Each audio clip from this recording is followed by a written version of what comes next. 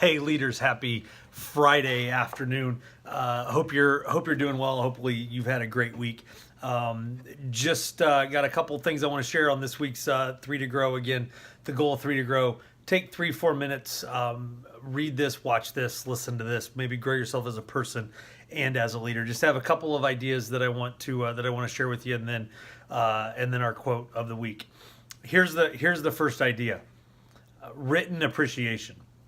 So a couple weeks ago, in the December 1st edition of this weekly video, I encouraged you to show your appreciation for people and make sure you tell them how much you value them and recognize them. And we talked about making sure that you have specific behaviors, that you share a specific behavior, that you talk about the primary feeling you had when they did that behavior, and then the impact it had on you and or the organization. And so if you don't remember that, you can go back and actually on my YouTube channel you can watch that one. But I want to take that idea and I want to sort of twist it a little bit, and that I want to encourage you to write a handwritten note.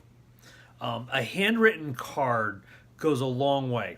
A handwritten card speaks value in a way that even saying it doesn't, because it's something that the person can hold on to. I have a note here from someone that I got, and I still have it. This has been a few weeks now since Trace gave me this card, and I still have it, and I keep it right here in my desk drawer, and I've got a couple of those. And I hang on to them, and I read them every now and then because they mean that much to me. So my challenge to you is next week is write at least 3 handwritten notes to someone that you've interacted with. Maybe it's a coworker, maybe it's one of your team members, maybe it's a vendor. Have you ever thought about just thanking a vendor that you interact with? A lot of times vendors only get phone calls when something is screwed up. So maybe it's a thank you to them, to someone who spent some time with you, whatever it is. Take the time and write a handwritten note. It really will mean a lot. Okay, here's the next idea. And it's about accountability. And we talk about accountability a lot, and what is accountability and what isn't accountability.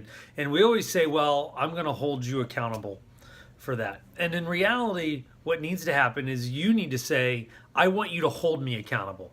So think about the last time someone held you accountable to something because you didn't do it, maybe because you did and they celebrated the fact that you did. That's a form of accountability as well, by the way. Accountability isn't always negative. Sometimes it's celebrated.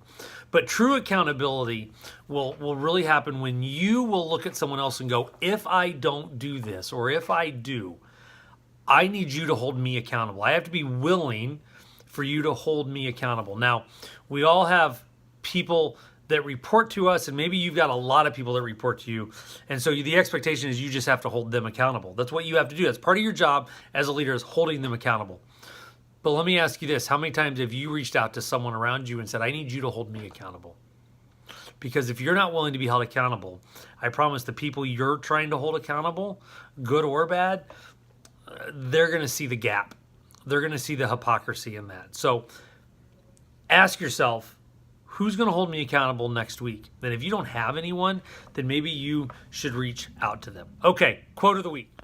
The quote of the week this week comes from Paulo Coelho, and it says this: the world is changed by your example, not by your opinion. Leaders, you make a difference every day. The difference can be for good or for bad. The choice is yours. Thank you for all that you do. I hope you guys have a great weekend, and don't forget, think differently, lead courageously, and live passionately, and have a great weekend.